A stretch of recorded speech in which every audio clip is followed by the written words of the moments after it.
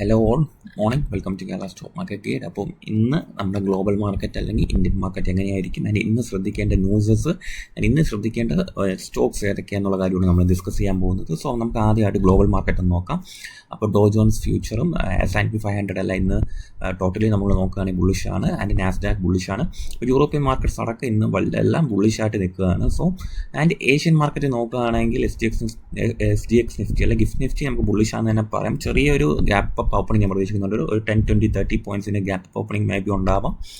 And ബാക്കി Hang Seng and Taiwan ഇതെല്ലാം ബുള്ളിഷായിട്ട് നിൽക്കുകയാണ്. സോ ആൻഡ് അത്രയും വലിയ ഒരു എന്താ പറയുക ഒരു ക്രാഷ് സാധ്യതയൊന്നും നിലവിൽ രാവിലെ ഇല്ല. നമുക്ക് നോക്കാം മാർക്കറ്റ് എങ്ങനെ ബിഹേവ് ചെയ്യുവാണെന്ന്. അതിൻ്റെ ട്രംപ് ഇന്ന് പുതിയതായിട്ട് പറഞ്ഞിരിക്കുന്നതെന്ന് പറഞ്ഞാൽ അവിടുത്തെ ഫിലിംസിന് ടാക്സ്, അതായത് 100% ടാക്സ് പറയുന്നുണ്ട്. അതിൻ്റെ അവിടെ US ഇമ്പോർട്ട് ചെയ്യുന്ന ഫർണിച്ചേഴ്സിന് ഫർണിച്ചർ സാധനങ്ങൾക്കെല്ലാം കൂടുതൽ ടാക്സ് ഏർപ്പെടുത്താൻ പോവുകയാണെന്നുള്ളൊരു കാര്യം കൂടെ ന്യൂസ് ലൈറ്റായിട്ട് വരുന്നുണ്ടായിരുന്നു.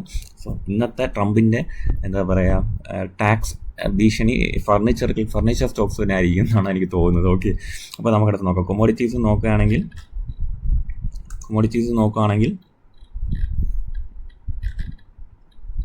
ബ്രഞ്ച് ക്രൂഡ് ബെയറിഷാണ്, ഗോൾഡ് ബുള്ളിഷാണ്, ആൻഡ് ക്രൂഡ് ഓയിൽ ബുള്ളിഷാണ്. ഓക്കെ, അപ്പോൾ നമുക്ക് ഇത്രയാണ് ഇന്ന് പ്രധാനപ്പെട്ട ഗ്ലോബൽ ന്യൂസ് ഇവൻസ് ആയിട്ട് നമുക്കുള്ളത്. നമുക്ക് നേരെ നിഫ്റ്റിയിലേക്ക് പോകാം. കുറച്ച് കാര്യങ്ങൾ അധികം ഇന്ന് സംസാരിക്കുള്ളതുകൊണ്ടാണ് പെട്ടെന്ന് പോകുന്നത്. ഓക്കെ, അപ്പം നമ്മൾ ഡേ ചാർട്ട് നോക്കുകയാണെങ്കിൽ ഒരു കാര്യം വ്യക്തമാണ്. നിങ്ങൾ നോക്കിയാൽ അറിയാം, നിഫ്റ്റി ഓരോ ദിവസവും ലോ ബ്രേക്ക് ചെയ്ത് വരെയായിരുന്നു.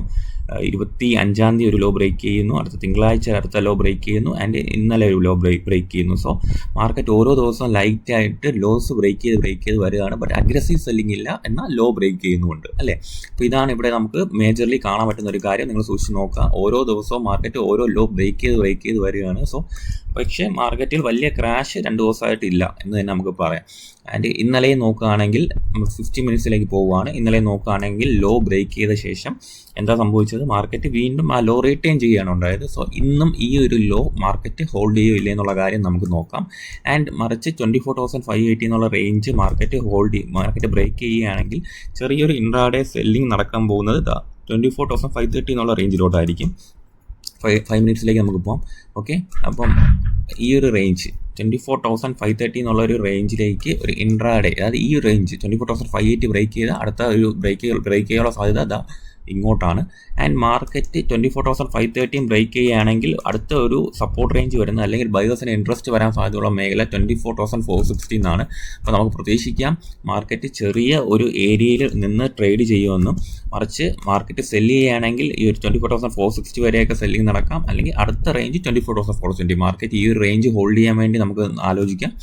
ആൻഡ് മാർക്കറ്റ് മറിച്ച് ഇന്നൊരു ബൈയിങ് പ്രഷറാണ് വരുന്നതെങ്കിൽ മാർക്കറ്റ് ആദ്യം നേരിടാൻ പോകുന്ന ഒരു റെസിസ്റ്റൻസ് അല്ലെങ്കിൽ ഒരു സെല്ലിംഗ് സോൺ എന്ന് പറയുന്നത് 24,670 ആണ്. മാർക്കറ്റ് ഈ 670 എന്നുള്ള ഏരിയ ബ്രേക്ക് ചെയ്ത് കഴിഞ്ഞാൽ മാർക്കറ്റിന് 24,730 വരെയുള്ളൊരു ഇൻട്രാഡേ മൂവ്മെൻറ്റിനുള്ള സാധ്യത ഞാൻ കാണുന്നുണ്ട്. സോ ഇതൊക്കെയാണ് ഞാൻ ഇൻട്രാഡേ ലെവൽസ് ആയിട്ട് വരച്ച് വെച്ചിരിക്കുന്നത്. ആൻഡ് 24,730 ബ്രേക്ക് ചെയ്യുകയാണെങ്കിൽ പിന്നെ 24,880. അപ്പോൾ ഇത്രയും ഇൻട്രാഡേ ലെവൽസ് ഞാൻ മാർക്ക് ചെയ്ത് വെച്ചിട്ടുണ്ട്. നിഫ്റ്റി എങ്ങനെ ബിഹേവ് ചെയ്യുന്നതനുസരിച്ച് ഞാൻ ട്രേഡ് പ്ലാൻ ചെയ്യുന്നുണ്ട്. So and bank Nifty levels കൂടെ നോക്കാം. ബാങ്ക് നിഫ്റ്റിയുടെ ഡേ ചാർട്ട് ഞാൻ ആദ്യമായിട്ട് എടുക്കുകയാണ്.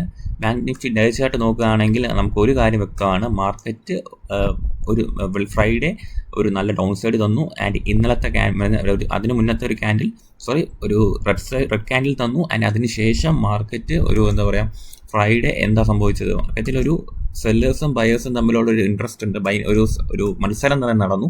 ആൻഡ് ഒരു സാമാന്യം ഭേദപ്പെട്ട ക്ലോസിംഗ് തന്നെ ഒരു കൺഫ്യൂഷൻ ആണെന്ന് മാർക്കറ്റ് സ്റ്റേറ്റ് ആയിരുന്നു. ആൻഡ് ഇന്നലെ മാർക്കറ്റ് വീണ്ടും അപ്സൈഡ് പോകാനുള്ള ഒരു ശ്രമം നടത്തിയിരിക്കുകയാണ്. സോ നിങ്ങളിവിടെ വേറൊരു കാര്യം ശ്രദ്ധിക്കുക, 24,572 ഈ ഒരു റേഞ്ച് ബ്രേക്ക് ചെയ്യാനായിട്ട് കഴിഞ്ഞ 26-ാം തീയതി തൊട്ടേ മാർക്കറ്റ് നോക്കുകയാണ്.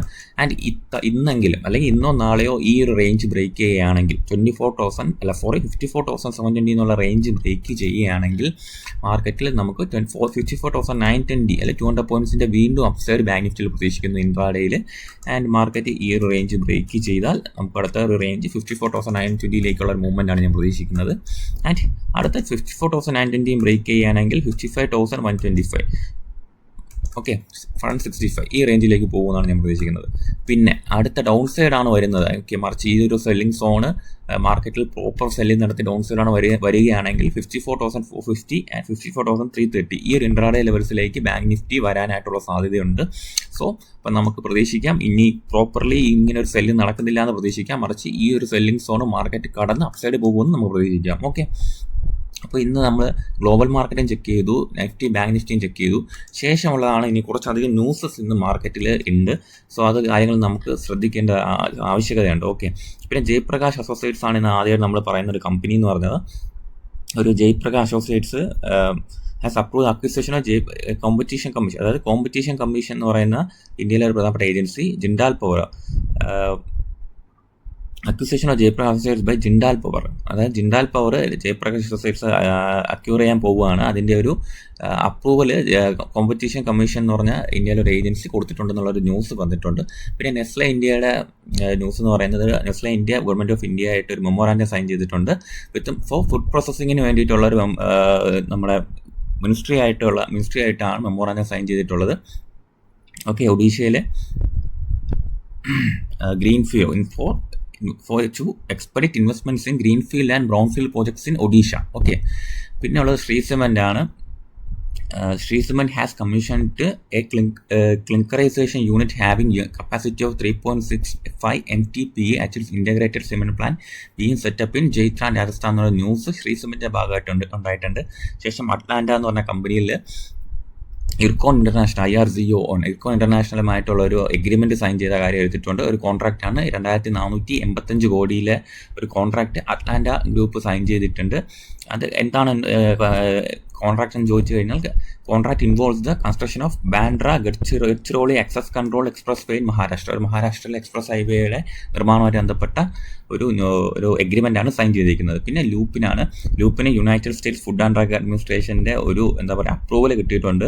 ഒരു ഓറൽ സസ്പെൻഷൻ, അതായത് നമ്മുടെ ബയോ ഇക്വലൻ്റ് ആണ്. എന്താണ് ഒരു ജെൻസിസ് ഫാർമസ്യൂട്ടിക്കലിൻ്റെ ഒരു ഓറൽ സസ്പെൻഷൻ്റെ ഒരു ബയോ ഇക്വലൻ്റ് നിർമ്മിച്ചിട്ടുണ്ട്. അതിൻ്റെ അപ്രൂവൽ US നിന്ന് കിട്ടിയിട്ടുണ്ട്. അതിൻ്റെ അത് എന്ത് അസുഖത്തിനുള്ളതെന്ന് ചോദിച്ചാൽ ത്രോംബോ എംബോളിസം എന്ന് പറയുന്ന ഒരു അസുഖത്തിന് വേണ്ടിയിട്ടുള്ള ഒരു ഡ്രഗിൻ്റെ അനുമതിയാണ് അവർക്ക് US അഡ്മിനിസ്ട്രേഷനിൽ നിന്ന് കിട്ടിയിട്ടുള്ളത്. പിന്നെ ഓയിൽ ഇന്ത്യയിൽ എന്ന് പറയുന്നത് company has and memorandum of understanding with GAIL ഇന്ത്യയുമായിട്ട് ചേർന്ന ഒരു Oil India natural gas value chain unlock ചെയ്യുന്നതിൻ്റെ ഭാഗമായിട്ടുള്ള ഒരു memorandum and agreement of memorandum sign ചെയ്തിട്ടുണ്ട്. ഓക്കെ, പിന്നെ അദാനി ടോട്ടൽ ഗ്യാസിൻ്റെ ഒരു ന്യൂസ് വന്നിട്ടുണ്ട്. സോ ഇഷ്ടംപോലെ ന്യൂസ് മാർക്കറ്റിൽ നിലനിൽപ്പുണ്ട്. പല സ്റ്റോക്സ് അതിൻ്റെ ഒരു ഫ്ലക്ച്വേഷൻസ് നമുക്ക് പ്രതീക്ഷിക്കാം. പരാഗ് പരീഖ് റിസൈൻ ചെയ്തിട്ടുണ്ട് ചീഫ് ഫിനാൻഷ്യൽ ഓഫീസറായിട്ട്. പിന്നെ കമ്പനി ഒരു പുതിയ ചീഫ് ഫിനാൻഷ്യൽ ഓഫീസറിനെ മീൻസ് കണ്ടെത്താനുള്ള ശ്രമത്തിലാണ് ഇപ്പം നിലവിൽ ഉള്ളത് അദാനി ടോട്ടൽ ഗ്യാസ്. പിന്നെ റൈറ്റ്സ് എന്ന് പറഞ്ഞ സ്റ്റോക്കിൽ ഒരു ന്യൂസ് ഉണ്ടായിട്ടുണ്ട്. സോ അവർ എത്തിഹാദ് റെയിലുമായിട്ട് ഒരു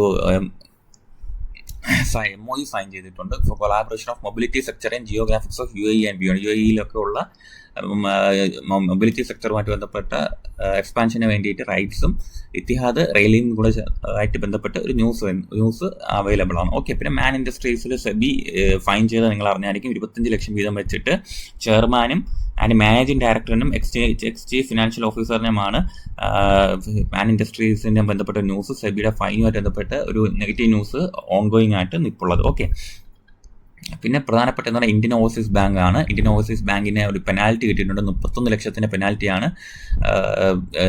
RBI കൊടുത്തിരിക്കുന്നത്. അത് അവർ കംപ്ലൈൻസിൽ ഉൾപ്പെടുത്തി, അതായത് ചില കാര്യങ്ങൾ നോക്കി നടത്താനായിട്ട് ഏൽപ്പിച്ചിരുന്നു, അത് ചെയ്തിട്ടില്ല. For non compliance with certain directions issued by, അതായത് RBI ഇഷ്യൂ ചെയ്ത ചില കാര്യങ്ങളിൽ വന്ന നീക്കുപോക്കുകളുണ്ടായ ധാരണ ചെയ്ത കാര്യങ്ങളിൽ അവർ അതേപോലെ കീപ്പ് ചെയ്തിട്ടില്ല. സോ അതിൻ്റെ ഭാഗമായിട്ട് ഇന്ത്യൻ ഓവർസീസ് ബാങ്കിന് ഒരു ഫൈൻ കിട്ടിയിട്ടുണ്ട്. പിന്നെ LG ബാലകൃഷ്ണ എന്ന് പറഞ്ഞ സ്റ്റോക്സിനും നെഗറ്റീവ് ന്യൂസ് ഉണ്ട്. അവരൊരു മാൽവെയർ ഇൻസിഡൻറ്റ് അവരുടെ കമ്പനിയിൽ അല്ലെങ്കിൽ അവരുടെ സിസ്റ്റത്തിൽ ഡിറ്റക്ട് ചെയ്തിട്ടുണ്ട്. സോ അവർ ആ ഒരു ഇഷ്യൂ ആയിട്ട് ബന്ധപ്പെട്ട് വേണ്ട നടപടികൾ എടുത്തിട്ടുണ്ട്. സോ ചെറിയൊരു ഒരു നെഗറ്റീവ് LG ബാലകൃഷ്ണ ബ്രദേഴ്സ് സ്റ്റോക്കിൽ ഉണ്ടാവാം. പിന്നെ ICICI ബാങ്കിന് ഒരു ഷോക്ക് കോസ്റ്റ് നോട്ടീസ് GST വകുപ്പിൽ നിന്ന് വന്നിട്ടുണ്ട്. 216 കോടി അടയ്ക്കണമെന്നുള്ള രീതിയിലാണ് അവർ അറിയിച്ച് ചെയ്യുന്നത്. സോ ICICI ബാങ്കിന് ഒരു നെഗറ്റീവ് ന്യൂസ് ഉണ്ട്. സോ ഒരുപാട് ന്യൂസസ് ഇങ്ങനെ മാർക്കറ്റിൽ അവൈലബിൾ ആണ്. ഓക്കെ, പിന്നെ റേറ്റ് ഗെയിൻ ട്രാവൽ ടെക്നോളജീസിൻ്റെ ഒരു ന്യൂസ് ഉണ്ട്. അവർ company which provides AI-powered SaaS solution for travel and hospitality through a subsidiary has entered into definitive agreement to acquire Sojourn Incorporated, where a leading AI-led MarTech company focused on the hospital sector. അത് ഒരു definitely agreement news ആണുള്ളത്. So വലിയ കാര്യമാക്കണ്ട. പിന്നെ bulk deals ഒരുപാട് നടന്നിട്ടുണ്ട്. VB app holdings എന്ന് പറഞ്ഞ company share sell ചെയ്തിരിക്കുന്ന office space AWFS office space സൊല്യൂഷനിലെ ഷെയർ സെല് ചെയ്തിരിക്കുന്ന കാര്യമാണ് ഈ പറഞ്ഞേക്കുന്നത്. പിന്നെ promoter Ruchi Anjay Agrawal offload 2.8 lakh shares in company of 79.6 rupees share at M7 Global AAA Technologies അല്ലെങ്കിൽ AAA Technologies എന്ന കമ്പനിയുടെ സെല്ലിംഗ് ഷെയർ ചെയ്ത കാര്യമാണ് പറഞ്ഞിരിക്കുന്നത്. ജസ്റ്റ് നമ്മൾ നോക്കി വെച്ചിരുന്നാൽ മതി. ഞാനത് ട്രേഡ് ചെയ്യാറില്ല, സോ എനിക്ക് അറിയത്തില്ല ഈ കമ്പനികളെ കുറിച്ച്. നമ്മൾ ബേസിക്കലി നമ്മൾ പ്രധാനപ്പെട്ട കമ്പനികൾ മാത്രമാണ് ഞാൻ ഫോക്കസ് ചെയ്യുന്നത്. അതാണ് നല്ലത്. ഓക്കെ, അപ്പോൾ ഇന്ന് ഇത്രയും കാര്യങ്ങളുണ്ട്. പിന്നെ പ്രധാനപ്പെട്ട എൻ്റെ സ്റ്റോക്സ് എൻ്റെ കണ്ണിൽ, അതായത് ഞാൻ ചില സ്റ്റോക്സ് ഒക്കെ നോക്കി വെച്ചിട്ടുണ്ട്. ഇന്നും ഒരു ഫോക്കസിന് വേണ്ടിയിട്ട് നോക്കി വെച്ചിരിക്കുന്ന കമ്പനി ഭാരത് വയേഴ്സ് ആണ്. ഇന്നലത്തെ ട്രേഡിംഗ് ഡേയിൽ നിങ്ങളൊന്ന് കയറി നോക്കിയാൽ അറിയാം. ഇന്നലെ ഒരു നല്ല രീതിയിലുള്ള buying pressure Bharat wires and Bharat wire ropes എന്ന കമ്പനിയിൽ ഉണ്ടായിട്ടുണ്ട്. അപ്പോൾ ഞാൻ ആദ്യം പ്രതീക്ഷിച്ചത് ഇങ്ങനെ ഒരു സെല്ലിംഗ് നടക്കുമ്പോഴത്തേക്കും പ്രോപ്പർലി ഇങ്ങനെ ഒരു ഡിമാൻഡ് ഏരിയയിലേക്ക് വരുമെന്നാണ്. ഓക്കെ, ഈ ഒരു ഡിമാൻഡ് ഏരിയയിലേക്ക് വരുമെന്നാണ്. ബട്ട് അപ്പോൾ ഇന്നലെ എന്തായാലും ഡിമാൻഡ് ഏരിയയിലേക്ക് വന്നിട്ടില്ല. സോ മാർക്കറ്റ് ഇന്നലെ ഇടയ്ക്ക് വെച്ച് തന്നെ ഒരു ഡിമാൻഡ് സോണിൽ, അതായത് 150 റേഞ്ച് ടു 155 റേഞ്ചിൽ ഡിമാൻഡ് ഏരിയയിൽ മാർക്കറ്റ് നല്ല രീതിയിൽ ക്ലോസിങ് ചെയ്തിട്ടുണ്ട്. സോ വരുന്ന ദിവസങ്ങളിൽ ഞാൻ ഭാരത് വയർ റോപ്സ് എൻ്റെ വാച്ച് ലിസ്റ്റിൽ ഇട്ടിട്ടുണ്ട്. ഓക്കെ, രണ്ടാമതൊരു സ്റ്റോക്ക് ഞാൻ വാച്ച് ലിസ്റ്റിൽ ഇട്ടേക്കുന്നത് അഡ്വാൻസ് എൻസൈംസ് ആണ്. ഇന്നലെ ഒരു സപ്പോർട്ട് എടുത്ത്, ട്രെൻഡ് ലൈൻ സപ്പോർട്ട് എടുത്ത് മാർക്കറ്റ് ഹോൾഡ് ചെയ്ത് നിൽക്കുകയാണ്. ആൻഡ് ഇത് ഒരു 370 റേഞ്ചിലോട്ടുള്ള മൂവ്മെൻറ്റ് ഉണ്ടാവുമോ ഇല്ലയെന്ന് ഞാൻ വാച്ച് ചെയ്യുകയാണ്. സോ അഡ്വാൻസ് എൻസൈംസ് എൻ്റെ വാച്ച് ലിസ്റ്റിൽ കിടപ്പുണ്ട്. ഓക്കെ, പിന്നെ വിൻറ്റേജ് കോഫി ഈ ഒരു സോണിൽ നിൽക്കുകയാണ്, ഒരു ചെറിയ സപ്പോർട്ട് സോണിൽ നിൽക്കുകയാണ്. നമുക്ക് നോക്കാം ഈ ഒരു വിൻറ്റേജ് കോഫി എന്ന് പറഞ്ഞ സ്റ്റോക്കിന് അപ്സൈഡ് പോകാൻ സാധ്യതയുണ്ടോയെന്ന്. എനിക്ക് ഫണ്ടമെൻ്റലി ഞാൻ പഠിച്ചിട്ടുള്ള ഒരു കമ്പനിയാണ്. സോ ഞാൻ കുറച്ചധികം ദിവസമായിട്ട് വാച്ച് ചെയ്യുകയാണ് വിൻറ്റേജ് കോഫി. അപ്പം കൂടുതൽ പൊസിഷൻ ആഡ് ചെയ്യുന്ന കാര്യം ആലോചിച്ചുകൊണ്ടിരിക്കുകയാണ്. ഇപ്പം 150 റേഞ്ചിന് മുകളിൽ ക്ലോസിങ് കിട്ടിയതിന് ശേഷം നമുക്ക് നോക്കാമെന്ന് പറഞ്ഞിരിക്കുകയാണ്. ഓക്കെ, ഇപ്പം ഗ്ലോബൽ മാർക്കറ്റിലായാലും സ്റ്റോക്സിലായാലും ഒരുപാട് ബാഡ് ന്യൂസുകളെല്ലാം നിലവിലുണ്ട്. ബട്ട് മാർക്കറ്റ് ഇതെല്ലാം അതിജീവിക്കില്ല എന്നുള്ള കാര്യം നമുക്ക് ഇന്നത്തെ ക്ലോസിങ്ങോടെ അറിയാൻ കഴിയും.